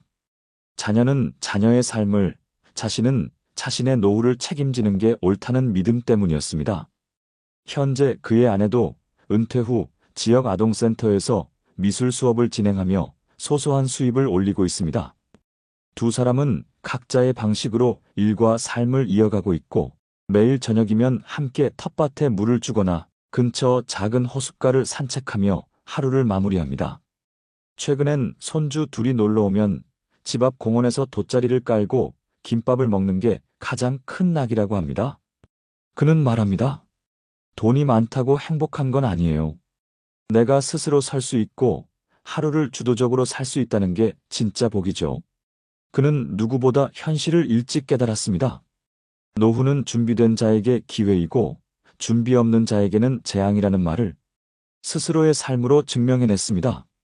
지금도 그는 매일 아침 다이어리에 하루 목표를 씁니다. 오늘도 감사하고 오늘도 단단하게. 그 짧은 문장이 그의 삶 전체를 말해줍니다. 노후에 대비하지 못한 현실이 얼마나 심각한지를 보여주는 자료들이 있습니다. 대한민국의 고령자 빈곤율은 OECD 국가 중 최상위권에 머물러 있으며 전체 노인 인구의 절반가량이 상대적 빈곤 상태에 놓여 있다는 통계가 나와 있습니다. 특히 60대에서 70대 초반의 중장년층은 퇴직 후 평균 소득이 퇴직 전 대비 절반 이하로 감소하며 대부분의 경우 이 변화에 적절히 대응하지 못하고 있습니다. 국내 고용시장에서도 중장년 재취업률은 해마다 낮아지고 있으며 일자리를 얻더라도 단순 노무직, 일용직 비중이 압도적으로 높은 것이 현실입니다. 한 고용 데이터에 따르면 63살 이상 취업자 중 25% 이상이 주당 40시간 이상의 고강도 노동을 하고 있으며 이들의 상당수가 근골격계 질환을 앓고 있다는 보고도 있습니다. 노후에 가장 크게 영향을 미치는 요소 중 하나는 계획된 은퇴 여부입니다. 자산을 쌓아두지 못하고 은퇴를 맞이한 사람들은 재취업에 실패할 경우 빈곤층으로 추락할 가능성이 매우 높아지며 이는 단순히 개인의 문제가 아니라 사회적 구조의 문제로 확대됩니다. 실제로 유럽 복지국가들의 사례를 보면 중장년층을 위한 사전 재교육과 전환 직업 훈련이 잘 마련되어 있는 경우 은퇴 후 재정적 안정성이 크게 향상되는 것으로 나타났습니다. 한 국제노동보고서에서는 노후 준비의 핵심은 자산 축적이 아니라 노동시장 내의 유연한 생애 재설계에 있다는 분석을 내놓기도 했습니다. 또한 노인층의 건강 상태와 경제활동 참여율 사이에는 밀접한 상관관계가 있는 것으로 드러났습니다. 건강 상태가 양호한 경우 자발적 재취업이나 사회적 참여 활동을 지속할 확률이 높았으며 이는 삶의 만족도와도 직결됩니다. 하지만 한국에서는 은퇴 이후 삶에 대한 체계적인 준비가 부족한 경우가 많고 대부분의 사람들은 퇴직 직전까지도 본격적인 노후 준비에 들어가지 못하는 것이 현실입니다. 정년을 앞두고 갑자기 연금, 재정, 건강을 걱정하게 되는 경우가 대다수이며 이로 인해 불안감과 우울감을 호소하는 사람들도 많습니다. 통계청의 최근 발표에 따르면 퇴직 후 처음 맞이하는 3년간은 심리적 스트레스와 경제적 충격이 가장 크게 발생하는 시기이며 이 시기를 무사히 넘기지 못하는 경우 노후 파산 가능성도 배제할 수 없습니다. 이와 같은 현상은 단순히 고령화 사회의 숙명이 아니라 대응 체계의 부재와 정보 격차에서 비롯된 결과라고 할 수 있습니다. 전문가들은 노후 위기는 갑작스럽게 찾아오는 것이 아니라 서서히 침식되는 것이라며 40대부터 시작되는 준비가 반드시 필요하다고 강조하고 있습니다. 특히 수명이 늘어난 지금은 단순히 오래 사는 것이 중요한 것이 아니라 어떻게 살 것인가에 대한 전략이 없으면 오히려 긴 노후가 위험 요소로 작용할 수 있습니다. 많은 전문가들이 지적하는 공통된 문제는 정보 부족입니다. 정부와 공공기관에서 제공하는 교육 프로그램이나 재정 상담 서비스가 존재함에도 불구하고 상당수의 중장년층은 그 존재조차 모르는 경우가 많습니다. 그 결과 무리한 투자, 자녀에게의 과도한 지원 또는 생활비 충당을 위한 무계획 소비로 이어지며 결국 빈곤을 초래합니다. 노후에 대한 정보와 준비는 단순한 재테크를 넘어서 생존의 문제이며 사회 전체가 함께 접근해야 할 필수 과제가 되었습니다. 계획된 은퇴와 준비된 노후는 단지 금융 자산의 문제가 아니라 생애 전반에 걸친 구조와 습관의 차이에서 비롯됩니다. 고용 형태의 변화 속에서 불안정한 직장 생활을 이어가던 중장년층일수록 퇴직 후 삶의 리스크는 더욱 커질 수밖에 없습니다. 한 해외 복지 모델 연구에서는 퇴직 전 10년 동안의 행동이 퇴직 후 삶의 질을 결정한다는 분석도 있었습니다. 이는 단순한 이론이 아니라 실제 장기 추적 통계를 기반으로 한 결론입니다. 이러한 경향은 특히 코로나 이후 불확실성이 커진 세계 경제 흐름 속에서 더욱 강조되고 있으며 중장년층의 불안정한 미래를 암시하고 있습니다. 노후 준비의 실패는 한 개인의 문제가 아니라 자녀 세대와 사회 전체의 부담으로 이어질 수 있다는 점에서 보다 구조적인 접근이 필요합니다. 재정 설계, 직업 전환, 건강 관리, 인간관계 유지라는 4가지 요소가 조화를 이뤄야 비로소 건강하고 존엄한 노후를 기대할 수 있다는 전문가의 지적도 있습니다. 특히 장수 사회로 접어든 한국에서는 단순히 오래 사는 것이 아니라 오래 잘 살아가기 위한 현실적인 대비가 절실한 상황입니다. 노후의 삶을 단단하게 만드는 것은 거창한 준비가 아니라 조기 인식과 꾸준한 실천이라는 점을 기억해야 합니다. 실제로 미국, 독일, 노르웨이 등 선진국에서는 퇴직 5년 전부터 공식적인 전환 교육과 생애 설계 상담을 제공하고 있으며 이를 통해 개인의 역량과 상황에 맞는 노후 로드맵을 수립하도록 지원하고 있습니다. 반면 한국은 아직까지도 퇴직 후의 삶을 개인의 책임으로만 돌리는 경향이 강하며 사회적 인프라나 정보 제공 시스템이 충분하지 않은 것이 문제로 지적되고 있습니다. 은퇴자들의 상당수가 공통적으로 겪는 어려움 중 하나는 정보 격차로 인한 잘못된 금융 선택이며, 이는 다시 생활고와 가족 갈등으로 이어지는 악순환을 초래합니다.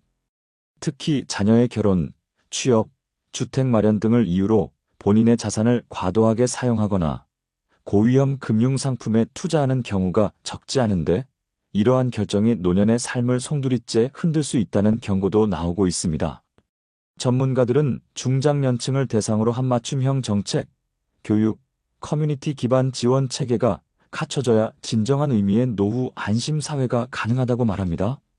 결국 우리는 지금 어느 때보다도 더 빨리 노후 준비를 시작해야 하는 시대에 살고 있습니다. 그렇다면 이런 문제를 해결하려면 우리는 무엇을 해야 할까요? 퇴직 이후 삶이 위기가 아닌 기회가 되기 위해선 보다 구체적이고 실질적인 준비가 필요합니다. 전문가들은 먼저 사전 인식을 가장 중요하게 꼽습니다. 40대부터 자신의 퇴직 시점과 이후 소득 공백을 계산해보고 개인연금과 국민연금 수령 시기를 전략적으로 조정해야 한다는 것이죠. 또한 중장년층은 무리한 부동산 투자보다 안정적인 현금 흐름을 만들 수 있는 자산 구조를 고민해야 하며, 이를 위해 금융교육을 받는 것이 중요합니다.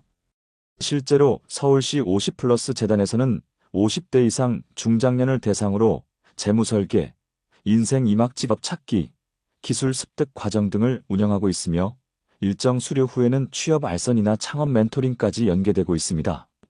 부산시 역시 인생 재설계 프로그램을 통해 퇴직자를 위한 진로 설계, 심리 상담, 자격증 과정 등을 지원하고 있고, 대전광역시는 시니어 인턴십 제도를 통해 중소기업과 연계한 고령자 고용을 장려하고 있습니다.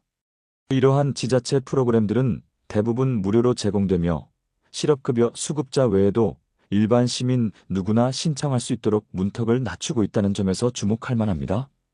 뿐만 아니라 건강 문제를 미리 관리할 수 있도록 각 지역 보건소에서는 정기 건강검진과 만성질환 예방 프로그램도 병행 중입니다. 노인 맞춤 돌봄 서비스 역시 확대되고 있어 일정 기준 이하의 노인 가구에는 생활지원사 파견과 함께 식사, 약, 복용, 정서 지원 등이 포함된 통합 돌봄이 제공되고 있습니다. 해외의 사례도 참고할 만합니다. 일본은 고령자 고용 안정법을 통해 65세까지의 고용 연장을 법적으로 보장하고 있으며, 은퇴 후에도 재교육을 통해 직무 전환을 쉽게 할 수 있는 환경을 조성하고 있습니다. 독일은 생애 경력 개발 모델을 도입해 50대 이상의 노동자가 새로운 기술을 익히거나 자격을 갱신할 수 있도록 정부가 학습비의 일부를 지원하며, 이를 통해 중장년층의 노동시장 이탈을 줄이고 있습니다. 영국은 퇴직 전후 5년을 핵심 준비기로 규정하고, 그 기간 동안 생애설계, 코치와의 1:1 상담, 가족 재정 컨설팅, 건강 위험 평가를 종합적으로 지원합니다. 이처럼 선진국들은 고령화 문제를 개인의 책임으로만 두지 않고 국가 차원의 정책과 지역 사회의 협력 체계를 바탕으로 체계적인 대응을 하고 있습니다. 우리나라 역시 정부와 지자체, 민간이 협력해 더 촘촘한 안전망을 구축할 필요가 있으며, 특히 퇴직 후 일자리와 교육, 건강, 정서적 지원이 통합된 플랫폼이 절실한 시점입니다. 개인 단위에서도 지금부터라도 작은 실천을 시작할 수 있습니다. 동주민센터를 통해 복지관 프로그램을 확인하거나 지역 평생교육센터에 등록해 자격증 하나를 취득해보는 것만으로도 삶의 방향은 달라질 수 있습니다. 자녀에게 모든 걸 맡기는 대신 자신이 스스로 선택하고 책임지는 삶의 자세를 갖는 것이 가장 현실적인 준비입니다. 궁극적으로는 단절되지 않고 소속감을 유지할 수 있는 환경이 노년의 존엄을 지키는 핵심이 되며, 그런 기반은 정책과 개인의 노력이 함께 만들어야 한다는 것이 전문가들의 공통된 견해입니다. 또한 중장년층의 심리적 회복 탄력성을 높이기 위한 프로그램도 필요합니다. 서울 성북구에서는 중장년을 위한 심리 안정 워크숍을 정기적으로 개최하고 있으며, 스트레스 완화와 정서적 안정감 형성을 위해 명상, 미술치료 등을 병행하고 있습니다. 은퇴 후 고립되기 쉬운 사회적 관계를 유지하기 위해 광주광역시는 지역 커뮤니티 센터를 중심으로 한 세대 통합 교류 프로그램을 운영하여 고령자와 청년층이 함께 활동할 수 있는 기회를 제공하고 있습니다. 이러한 활동은 단순한 여가를 넘어 세대 간의 상호 이해와 정서적 지지를 형성하는 데 큰 도움이 된다고 평가받고 있습니다. 정부 차원에서도 고용노동부는 작년 고용촉진 종합대책을 통해 이력서 작성부터 면접 컨설팅, 채용 연계까지 지원하는 새로 일하기 센터와 같은 창구를 확대하고 있습니다. 특히 이 센터는 중장년 여성의 사회 복귀를 위한 특화 과정도 마련하고 있어 은퇴 이후에 제2 경력을 찾는 데 실질적인 도움이 되고 있습니다. 노후 준비는 단지 돈을 모으는 것에 그치지 않습니다. 교육, 건강, 인간관계, 감정 관리까지 모두를 아우르는 총체적 삶의 설계가 필요합니다. 이에 따라 많은 지자체에서는 100세 시대 인생 재설계 과정을 개설하고 있으며 이는 단순한 강의가 아니라 개인별 생애 주기에 맞춘 맞춤형 코칭으로 구성되어 있습니다. 전문가들은 말합니다. 노후는 피해야 할 시기가 아니라 오히려 꽃 피울 수 있는 시기라고요. 하지만 그렇게 만들기 위해선 철저한 계획과 실천이 필요합니다. 작은 실천 하나가 결국 열매가 되어 돌아오는 것이 노후의 시간입니다. 그 실천의 시작은 오늘, 지금 이 순간일지도 모릅니다. 또한 최근 일부 지자체에서는 은퇴자 대상 디지털 교육도 확대하고 있습니다. 경기 성남시는 시니어 디지털 역량 교육 프로그램을 통해 스마트폰 활용법, 키오스크 사용법, 온라인 금융 서비스 이용법 등을 교육함으로써 고령층의 디지털 소외를 줄이고 있습니다. 이런 기술 습득은 단순한 편의성 향상을 넘어 중장년층의 사회 참여 기회를 넓히고 정보 접근성을 강화하여 더욱 주체적인 노후 생활을 가능하게 합니다. 궁극적으로 노후는 사회와의 연결 속에서 살아갈 때 더욱 의미 있게 유지됩니다. 1. 관계, 건강, 학습, 감정이라는 5가지 축이 균형을 이룰 때 비로소 존엄한 노후가 완성된다는 말을 기억해야 합니다. 노년의 삶을 단단하게 만드는 일은 결코 멀리 있지 않습니다. 지금 우리가 발 딛고 있는 지역 사회 속에서 이미 시작할 수 있는 기회는 충분히 존재합니다. 모든 세대가 함께 공존하는 사회를 만들기 위해서는 노인을 단순히 돌봄의 대상이 아닌 함께 살아가는 동반자로 인식하는 시선이 필요합니다. 이제는 개인의 각오만으로는 부족합니다. 사회가 함께 설계하고 함께 책임지는 함께하는 노후가 실현되어야 할 때입니다. 여러분이 바로 그 변화의 주인공이 될 수 있습니다. 준비된 내일은 오늘의 작은 실천에서 시작됩니다. 저물녘 햇살에도 꽃은 핍니다. 지는 해 아래에서도 따뜻한 온기가 있습니다. 여러분, 앞서 소개해드린 두 사람의 인생 이야기 기억하시나요? 한 사람은 대기업에서 50대 후반에 퇴직한 후 제대로 된 준비 없이 가족과의 평온한 일상만을 꿈꿨습니다. 하지만 불과 1년도 채 지나지 않아 새벽 4시 어두운 물류창고에서 박스를 나르는 일로 하루를 시작하게 되었죠. 온몸은 파스투성이었고 마음은 상실감으로 가득 찼습니다. 자신의 지난 노력이 무색하게 느껴지는 순간들이었습니다. 반면 또 다른 사람은 비슷한 시기에 퇴직을 맞이했지만 몇 년 전부터 철저히 준비해왔습니다. 경제적인 대비는 물론 일과 관계, 건강과 감정 관리까지 균형 잡힌 삶의 설계를 이어갔죠. 그는 50대 중반부터 지역의 평생교육센터에 등록해 자신에게 맞는 기술을 배웠고 퇴직 후에는 소일거리처럼 시작한 일에서 의미와 보람을 찾으며 정서적으로도 안정된 삶을 이어가고 있습니다. 무엇보다 스스로 선택한 삶에 대한 자부심과 여전히 쓸모있다는 감각은 그를 웃게 만들었습니다. 이 두 사람의 차이는 한순간의 행운이나 재산의 차이가 아니었습니다. 바로 준비와 실천이었죠. 같은 시간 속에서 어떤 선택을 하느냐에 따라 우리의 노후는 전혀 다른 얼굴로 다가옵니다. 여러분, 아직 늦지 않았습니다. 지금이 바로 시작할 수 있는 가장 이른 순간입니다. 자신의 삶을 누구보다 깊이 이해하고 내일을 위해 오늘 한 걸음 내딛는 것. 그것이 우리가 지켜야 할 인생의 존엄이며 우리 스스로를 위한 가장 큰 선물이 될 것입니다. 눈물이 흐를 만큼 고단한 날도 있었겠지만 그 눈물이 오늘 이 영상의 마지막에서 희망의 눈물이 될 수 있기를 바랍니다. 여러분의 남은 인생이 언제나 따뜻한 햇살처럼 빛나기를 진심으로 응원합니다. 월 19만 원. 그게 전부였습니다. 국민연금만 믿었던 그 남자는 지금 자식도 피하고 있는 현실을 마주하고 있습니다. 여러분, 혹시 이런 생각 해보신 적 있으신가요? 나도 저 나이쯤 되면 연금으로는 충분히 살 수 있겠지.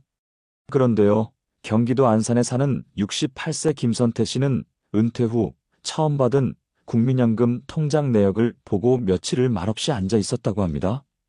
한 달에 19만 원. 그게 그가 수십 년 동안 일하고 납입한 연금의 현실이었습니다. 더욱 충격적인 건 영상 속 다른 어르신들도 대부분 비슷한 상황이라는 겁니다. 누군가는 120만 원으로 가족 넷을 부양하고 있었고, 또 누군가는 자식에게 손을 벌리지 않으려 일부러 하루 두 끼만 먹으며 사는 중이었죠. 지금 이 영상을 끝까지 보지 않으시면 여러분도 똑같은 현실에 놓일 수 있습니다. 이미 수많은 분들이 국민연금이 이렇게 적을 줄 몰랐다며 후회하고 있으니까요. 당신의 노후를 망치지 않으려면 지금 꼭 확인하셔야 합니다. 본격적인 영상 시작 전에 구독과 좋아요는 영상 제작에 정말로 큰 힘이 됩니다. 또한 오늘의 영상에는 위에 말씀드린 내용과 관련된 대한민국에서 일어나고 있는 비참한 사례 한 가지와 그와 반대되는 사례를 소개해드리겠습니다. 여러분들이 다 들어보시고 어느 쪽이 내가 원하는 노후의 인생인지 생각해보시는 시간이 되시기 바라겠습니다. 강원도 속초에 사는 72살 이성진 씨는 지난 겨울부터 집에 보일러를 틀지 않고 지낸다. 하루 2번 전기장판 위에서 옷을 껴입은 채 뜬 눈으로 밤을 보낸다. 이른 새벽 차가운 물로 얼굴을 씻고 가끔은 물 대신 눈을 녹여 세수를 한다. 이유는 단 하나, 남은 연금으로는 난방비조차 감당할 수 없기 때문이다. 성진 씨는 27에 철공소에 취직해 55이 되도록 한자리를 지켜왔다. 허리와 어깨가 무너져 내려 결국 일을 그만뒀고 기대했던 건 국민연금뿐이었다. 그러나 매달 통장에 찍히는 금액은 고작 73만 원. 그 돈으로는 전기세, 관리비, 보험료는커녕 먹고 살기도 빠듯하다. 70이 넘은 그는 자식들에게 손 벌리기 싫어 마을 재활용센터에서 새벽마다 종이와 캔을 줍는다. 하루 수입은 평균 15,000원. 성진 씨는 그 돈으로 병원 대신 약국에서 진통제 몇 알을 사 먹는다. 무릎 연골이 닳아 고관절까지 번졌지만 수술은 언감생심이다. 진료만 받아도 10만 원이 넘기 때문이다. 예전엔 취미 삼아 바둑도 두고 서예도 했지만 이제는 다 끊었다. 붓을 들 손이 시리고 종이에 먹물 번지는 걸 보면 왠지 서글퍼져서다. 이성진 씨가 사는 반지하 방은 반쯤 곰팡이에 잠식돼 있다. 창문 너머로는 맞은편 건물 벽이 손에 닿을 듯 붙어 있어 햇빛은 하루 2시간도 들어오지 않는다. 장판 아래는 습기 때문에 늘 눅눅하고 장롱 속 옷에서도 쉰 냄새가 난다. 한때는 목돈이 모이면 욕실 술이라도 해보자 했지만 이젠 그마저도 접었다. 당장 내일 쌀을 살 수 있을지, 약값은 감당할 수 있을지 그것부터 고민이다. 최근엔 3달치 관리비가 밀렸다. 관리소 직원이 방문해 체납이 길어지면 단전될 수 있다고 통보했지만 그 말을 듣고도 성진 씨는 대꾸하지 못했다. 대답 대신 조용히 고개를 끄덕였을 뿐이다. 냉장고엔 김치 한 통과 두부 반모, 그리고 지난주 마트에서 유통기한 임박으로 할인받아 산 우유 한 팩이 전부다. 이런 생활을 견디며 그는 입버릇처럼 말한다. 나 하나쯤 사라져도 아무 일 없겠지. 그저 조용히 아무도 모르게. 사실 성진 씨는 60 즈음까지만 해도 나는 나름 괜찮게 살아왔다는 자부심이 있었다. 40, 50대 때는 딸아이 학원비 대주고 아내 생일이면 소고기 한 근은 꼭 사다 줬다. 친구들과 막걸리 한 잔 기울이며 서로의 자식 자랑, 집 자랑도 했던 시절이 있다. 하지만 55에 손목이 부러지고 수술 후유증으로 다시 일을 못하게 되면서 모든 게 무너졌다. 퇴직 후 쌓아둔 돈은 2년 만에 바닥을 드러냈고 결국 단칸방으로 이사했다. 아내는 몇 해 전 암 투병 끝에 세상을 떠났다. 그 뒤로는 말수도 줄고 사람도 만나지 않게 됐다. 하루 일과는 늘 같다. 새벽 4시에 일어나 작은 배낭을 메고 나가 동네 상가 골목을 돈다. 종이박스는 무겁고 캔은 부피가 커서 술에도 제대로 끓지 못하지만 그냥 한다. 그러다 비 오는 날이면 나가지 못하고 하루 종일 방 안에만 있게 되는데 그게 더 힘들다. 생각이 많아지기 때문이다. 내가 뭘 잘못했나? 왜 이렇게까지 됐나? 이런 자문을 수백 번도 넘게 해봤지만 답은 없었다. 전화기를 보면 저장된 연락처가 채 10개도 안 된다. 그나마도 요즘은 누구한테 먼저 전화하는 일이 없다. 자식들도 바쁘다는 걸 알기에 괜히 불편하게 만들고 싶지 않다는 생각이 먼저 든다. 딸은 결혼해 부산으로 갔고 아들은 지방에 있는 작은 회사에 다닌다. 한 번은 겨울에 전기장판이 고장 나 한밤중에 이불을 덮고 벌벌 떨던 날 아들에게 연락할까 말까 하다 결국 하지 않았다. 이 늙은이가 또 징징대는구나라는 말이 돌아올까 두려웠다. 그런 상황 속에서도 성진 씨는 여전히 뭔가를 기대하고 있다. 아니, 기대라기보다는 작은 바람이다. 내일은 조금 따뜻했으면 좋겠어. 바람이 덜 불고 하루쯤은 웃을 일이 하나쯤 있었으면 좋겠어. 그는 한 달에 한 번씩은 마을 복지관 앞을 서성인다. 식사 배식 시간이 지나고 자리를 정리하는 자원봉사자들이 남긴 김치찌개 냄새만 맡고 돌아온 적도 많다. 괜히 눈 마주칠까봐 고개를 푹 숙이고 뒷걸음질로 벗어난다. 한 달에 한 번 오는 국민연금 수령일이 그의 유일한 기다림이다. 그날은 아침부터 우체국 앞에 서성인다. 통장에 들어온 73만 원 중에서 5만 원은 즉시 월세로 나가고 15만 원은 병원비와 약값을 대비해 통장에 남겨둔다. 남은 돈으로는 쌀, 달걀, 김치, 가장 싼 식용유 정도만 구입하고 나면 거의 끝이다. 그래서 그가 마트에서 가장 오래 머무는 곳은 유통기한 임박 코너다. 며칠 더 두고 먹으면 안 되겠나라며 꼼꼼히 들여다보는 모습은 간절하기까지 하다. 주말이 오면 외로움이 더 커진다. 예전에는 명절이나 생일이면 자식들이 돌아오고 손주들이 북적였지만 요즘은 연락조차 없다. 작년 설날엔 혼자 집에서 라면을 끓여 먹으며 TV 소리를 크게 틀어놓고 사람 목소리를 대신했다. 그날 이후로 그는 TV를 끼고 산다. 방송에서 누군가와 웃고 떠드는 모습이라도 보이면 자신도 어딘가 소속되어 있다는 착각이 들어서다. 혼자 밥 먹는 게 제일 서러워요. 그거 해본 사람만 알죠. 그는 지금도 희망이라는 단어를 쉽게 쓰지 않는다. 하지만 누군가가 어르신, 뭐가 가장 필요하세요? 라고 묻는다면 망설이지 않고 대답할 것이다. 누가 나한테 오늘 하루 어땠냐고 물어봐 주는 거요. 그렇게 단순한 말 한마디가 그의 마음을 가장 크게 움직이는 것이다. 누군가에겐 별것 아닐 그 말이 성진 씨에겐 하루를 견디게 하는 힘이 된다. 성진 씨는 밤이 오면 불안해진다. 작은 창문 틈 사이로 바람이 스며들면 이불 속으로 더 깊숙이 몸을 숨긴다. 잠은 쉽게 오지 않는다. 텔레비전을 켜놓고 소리를 작게 틀어두는 이유도 그 조그마한 소음이 있어야 마음이 조금은 편해지기 때문이다. 깜깜하면 생각이 많아져요. 그래서 안 꺼요, TV는. 그렇게 말하며 그는 웃었지만 그 웃음에는 어쩔 수 없는 체념이 묻어 있었다.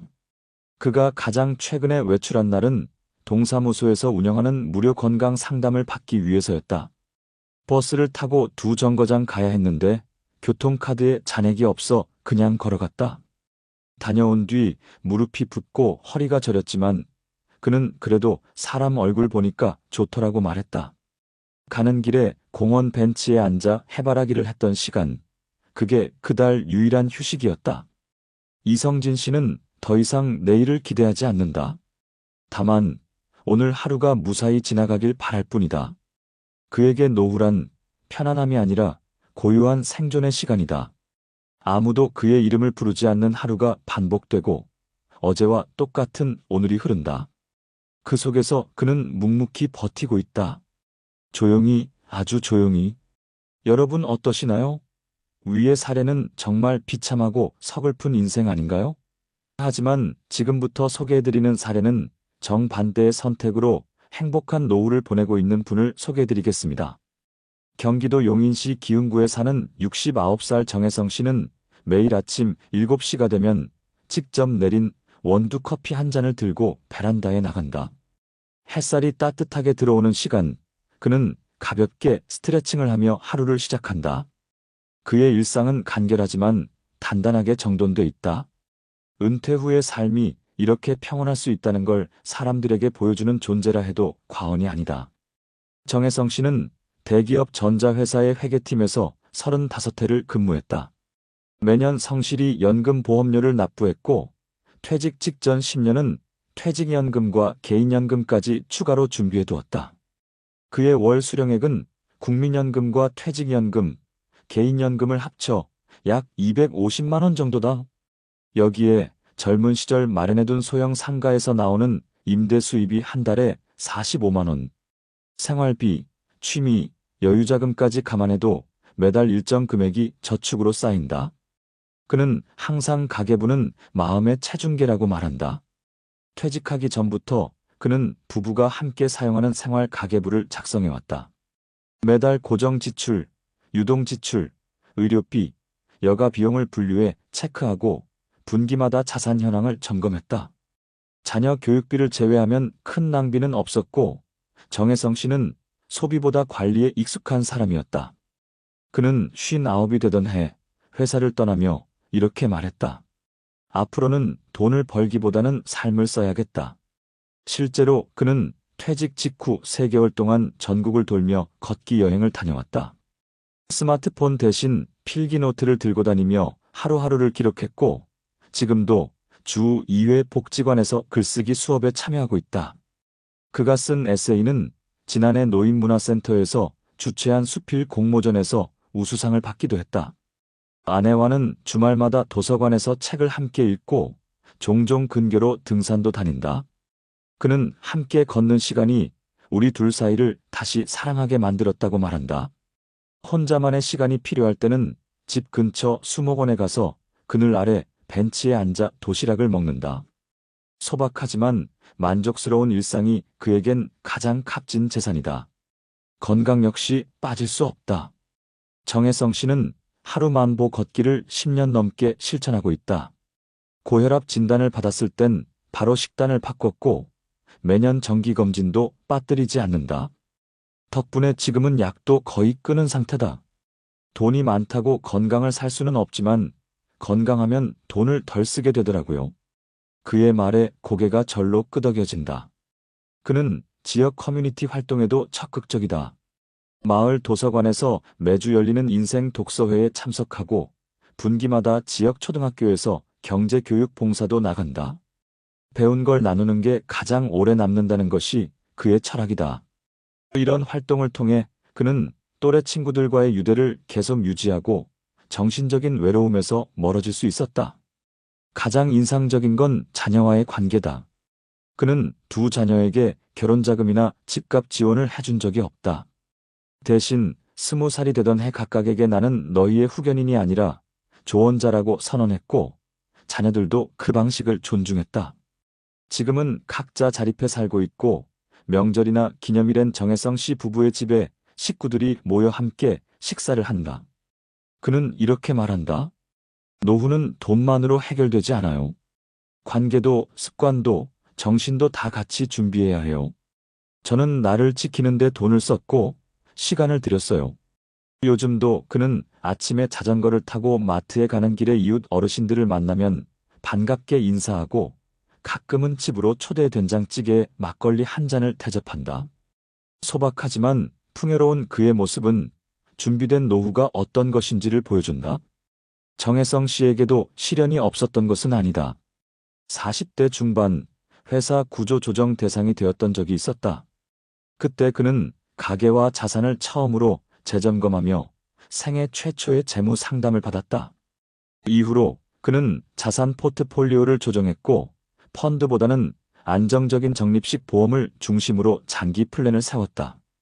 그때의 결단이 지금의 노후를 가능하게 한 시작이었다. 또한 그는 혼자의 시간을 두려워하지 않는다. 자녀가 독립한 이후 그는 배우자와 서로에게 너무 의존하지 않기 위해 각자의 취미를 갖기로 약속했다. 아내는 캘리그라피를 배우고 정혜성 씨는 사진을 배웠다. 지금도 집 한쪽 벽에는 두 사람이 함께 찍은 여행 사진과 서로 써준 손글씨 엽서들이 걸려 있다. 누군가의 인생을 바라보는 게 아니라 내 삶을 직접 꾸미는 게 중요하더라고요. 경제적으로도 그는 매우 철저하다. 연금 수령일마다 월 예산표를 업데이트하고 전월 대비 지출 변동을 꼼꼼히 분석한다. 스마트폰 앱보다는 여전히 수기로 가계부를 적는다. 손으로 써야 돈의 흐름이 눈에 들어와요. 숫자가 아니라 생활의 흐름을 보는 거죠. 그는 단 한 번도 연체된 적이 없고 금융상품에 가입하기 전에는 늘 3가지 이상 비교한다. 노후 준비에 있어 가장 큰 힘이 된 건 정보였다고 말한다. 퇴직을 앞두고 그는 지자체에서 운영하는 시니어 재무 설계 강좌를 들었고 노인복지센터에서 법률 상담과 연금 상담도 받아봤다. 아는 만큼 보이고 준비된 만큼 평온해진다는 사실을 누구보다 잘 알고 있던 그는 자신이 얻은 자료를 정리해 이웃들과 공유하기도 했다. 사람들은 가끔 그에게 묻는다. 어르신은 어떻게 그렇게 여유롭고 안정적으로 사세요? 그때마다 그는 이렇게 대답한다. 늦게라도 시작하세요. 준비하는 사람에게만 노후는 기회가 됩니다. 이 말은 어느 한순간의 조언이 아니라 수십 년을 버티고 지켜낸 한 사람의 확신에서 비롯된 문장이다. 정혜성 씨의 오늘은 그의 어제들이 차곡차곡 쌓여서 만들어진 결과다. 무심코 지나칠 수 있는 일상의 선택들이 지금의 풍요를 가능하게 했다. 그렇게 그는 오늘도 담백하고 건강한 하루를 살아간다. 누군가는 말한다. 노후란 결국 지난날의 선택이 만든 얼굴이다. 그렇다면 정혜성 씨의 얼굴은 바로 그 문장의 가장 따뜻한 증거일 것이다. 그리고 그 질문 앞에서 우리는 다시 한번 생각하게 된다. 오늘의 선택이 내일의 삶을 만든다는 사실을 말이다.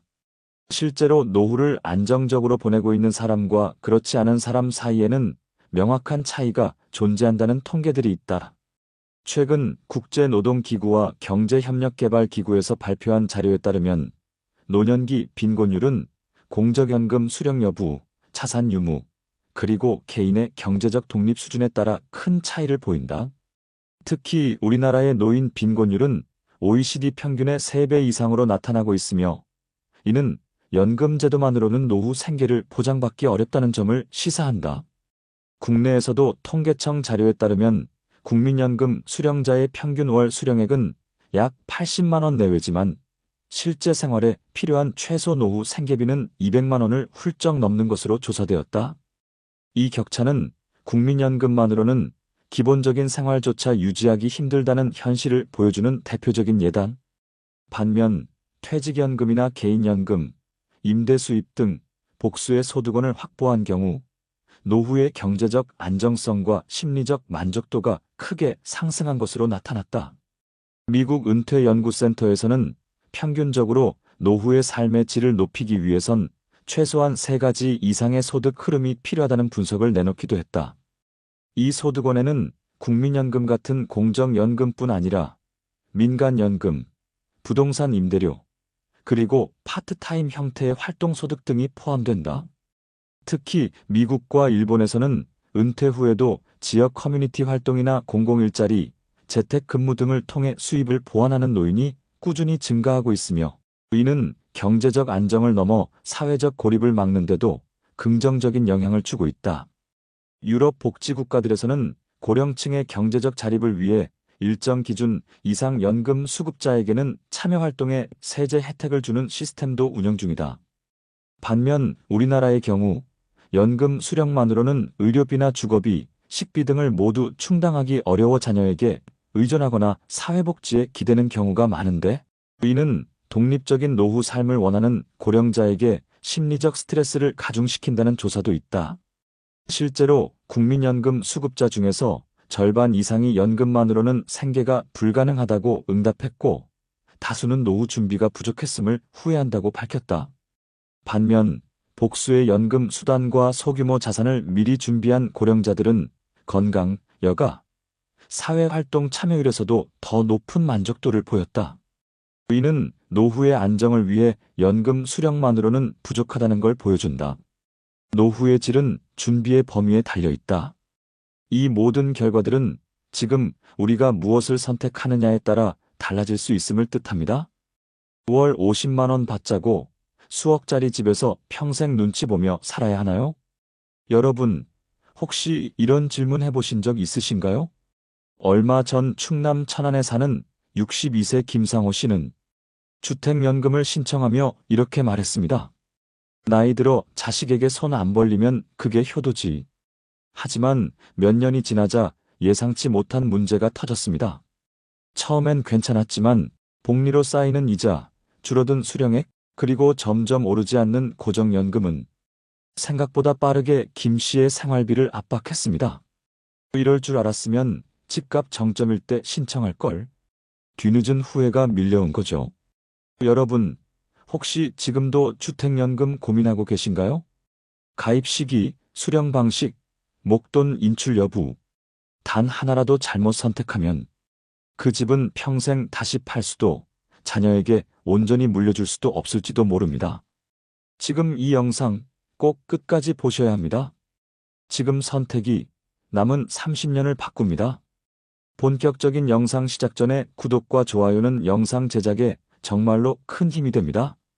또한 오늘의 영상에는 위에 말씀드린 내용과 관련된 대한민국에서 일어나고 있는 비참한 사례 한 가지와 그와 반대되는 사례를 소개해드리겠습니다.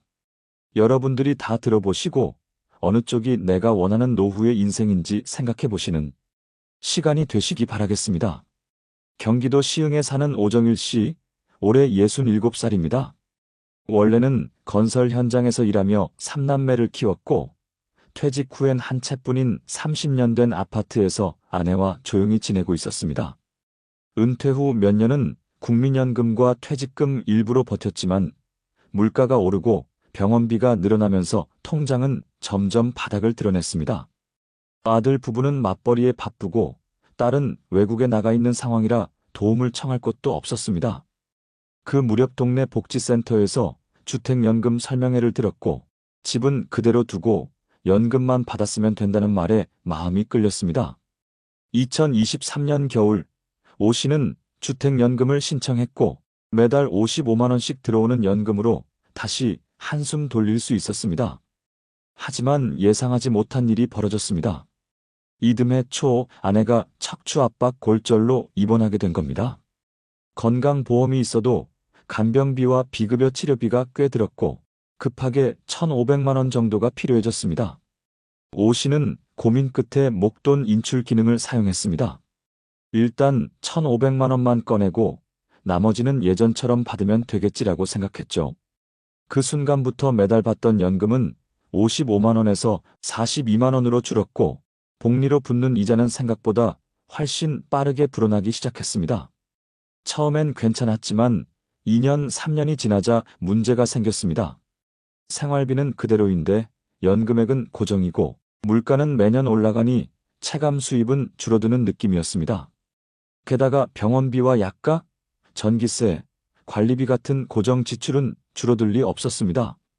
2025년 현재 오 씨는 아침마다 전기밥솥을 꺼내지 않습니다. 가스 대신 전기밥솥을 쓰면 전기세가 더 든다는 동네 어르신 말에 그대로 따르고 있습니다. 냉방비도 아끼기 위해 여름에도 선풍기 하나만 켜두고 지내고 집안의 형광등은 모두 LED로 교체했지만 그래도 매달 빠듯합니다. 무엇보다 속이 쓰린 건 자식과의 거리감이었습니다. 아들은 가끔 전화는 했지만 왜 집을 그렇게 쓰셨어요?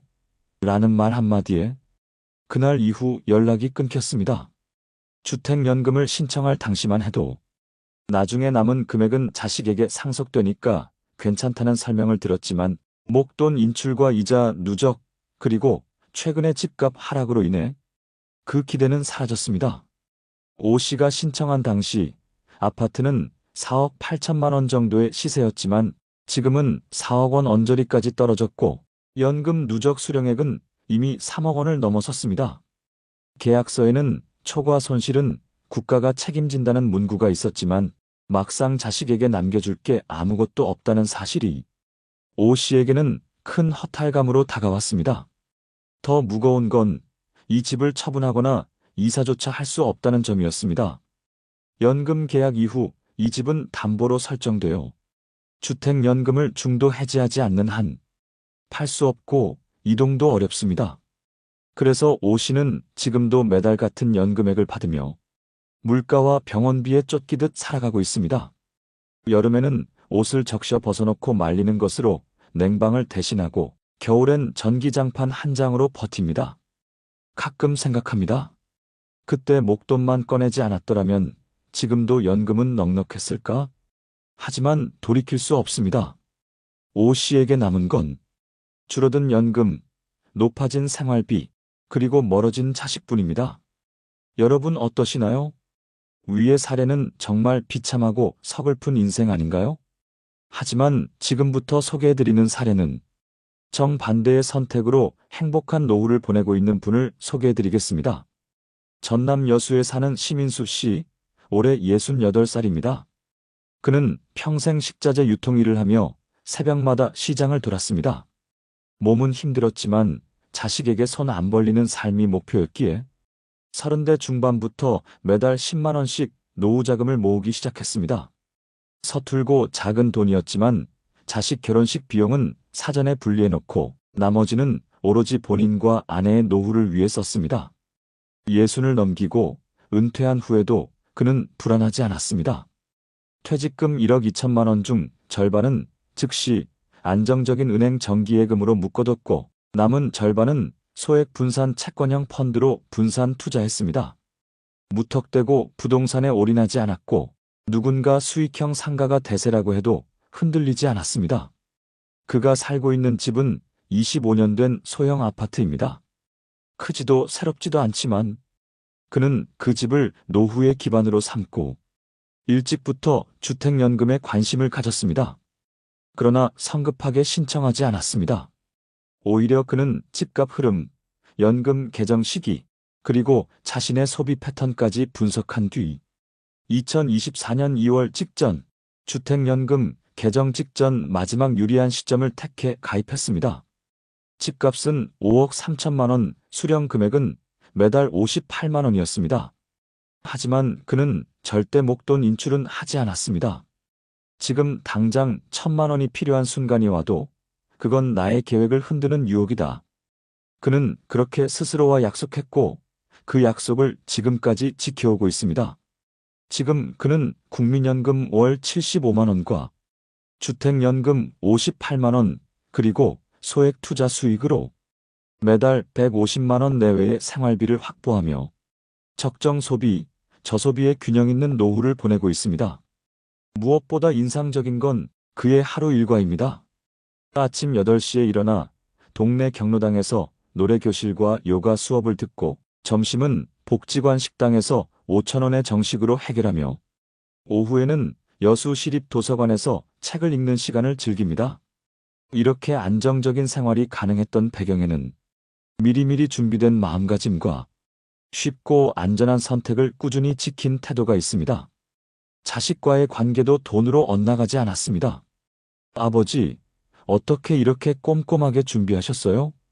큰아들의 이 말에 심씨는 웃으며 말했습니다. 너희 줄 생각 안 하고 준비하니까 오히려 너희랑 안 싸우게 되더라. 그는 자식들에게 집을 상속할 생각이 없습니다. 주택연금은 소유권 이전 없이 이용만 하는 구조이기에 심씨가 사망한 뒤 연금 누적액과 집값이 비교되어 자녀가 상속 여부를 선택하게 됩니다. 하지만 그는 말합니다. 난 남겨주려고 산 게 아니라 살아있는 동안 아내랑 편히 살려고 연금 받는 거야. 그리고 실제로 매달 연금이 들어올 때마다 가계부를 작성하고 20년 후를 상정한 생활비 시뮬레이션을 엑셀로 정리합니다. 이 모든 게 심씨의 일상이자 루틴입니다. 작년 여름 아내가 무릎 관절 치료를 받았을 때 그는 급하게 돈을 쓰지 않았습니다. 예비비로 따로 만들어둔 500만 원짜리 건강 비상금 통장이 있었기 때문입니다. 그 통장에서 치료비를 해결했고 연금이나 예금에는 손도 대지 않았습니다. 현재 그는 여수시에서 운영하는 노인 상담사 프로그램에 지원하여 지역 시니어를 위한 금융 멘토로 활동하고 있습니다. 실제로 그의 조언을 듣고 주택연금을 신청한 이웃 어르신만 15명에 달합니다. 심 씨는 말합니다. 돈이 많아서 행복한 게 아니야. 내가 뭘 쓸 수 있고 뭘 지킬 수 있는지를 스스로 판단할 수 있을 때 편안해지는 거야. 요즘 그는 아내와 함께 동네 텃밭을 일구며 일주일에 한 번 마을버스를 타고 바다를 보러 갑니다. 가끔은 통장 잔고를 보며 딱 내가 원하는 만큼만 줄어들고 있다며 웃습니다. 그에게 있어 노후는 불안하거나 불편한 인생이 아닙니다. 철저히 준비된 평범하지만 단단한 일상입니다. 위기의 순간에도 흔들리지 않은 선택, 그것이 그를 오늘처럼 평온하게 만든 것입니다. 주택연금은 분명히 매달 일정 금액을 보장받는 안정적인 제도지만 실제로 그 제도를 선택한 사람들의 현실은 생각보다 복잡합니다. 국내 금융기관의 자료에 따르면 현재 주택연금을 수령 중인 사람들 중 약 25%가 연금 개시 후 5년 이내에 생활비 부족을 호소하며 추가 재정 지원을 고민한 적이 있다고 응답했습니다. 이는 단순히 금액이 부족해서가 아니라 연금 수령액이 일정한 반면 생활비는 예측 불가한 변수에 따라 달라지기 때문입니다. 특히 의료비 지출, 가스비 전기료 상승, 예기치 못한 가족 지출 등이 주요한 이유로 꼽힙니다. 또 다른 자료에서는 주택연금 수령자의 약 절반 이상이 제도 가입 후 수년 이내에 목돈 인출 옵션을 이용한 것으로 나타났습니다. 이 목돈 인출이 문제가 되는 이유는 바로 이자 구조 때문입니다. 주택연금은 단순히 원금을 나눠주는 것이 아니라 복리 구조로 이자가 누적되는 방식입니다. 이 말은 곧 초반에 목돈을 인출하면 남은 기간 동안 받을 수 있는 연금 총액이 크게 줄어든다는 것을 의미합니다. 특히 고령자가 장기 생존할수록 손해는 눈덩이처럼 불어날 수밖에 없습니다. 국내외 연구에서도 비슷한 결과가 나타났습니다. 해외의 한 복지재단이 고령층의 주택연금 활용 실태를 조사한 보고서에서는 연금 수령자 중 연금을 통해 안정적 생활을 유지하는 비율은 단 25%에 불과하다고 밝혔습니다. 나머지는 연금만으로는 생활이 어려워 다른 소득원이나 자산을 추가로 동원해야 했습니다. 이는 주택연금이 독립적인 생계수단이 아니라 다른 연금이나 자산과 결합해 운영해야 제대로 된 효과를 발휘한다는 사실을 보여줍니다. 또한 주택 가격 변동성도 무시할 수 없습니다. 국내 통계청의 자료에 따르면 최근 몇 년간 지역별 주택 가격 변동률은 최고 30% 이상 차이가 난 것으로 나타났습니다. 이 말은 같은 시기에 주택연금을 신청하더라도 어떤 지역에 사느냐에 따라 연금 수령액이 천차만별이라는 뜻입니다. 특히 지방의 중소도시 거주자의 경우 수도권 대비 연금 산정 기준이 낮아 더 적은 금액을 받을 수밖에 없는 구조입니다.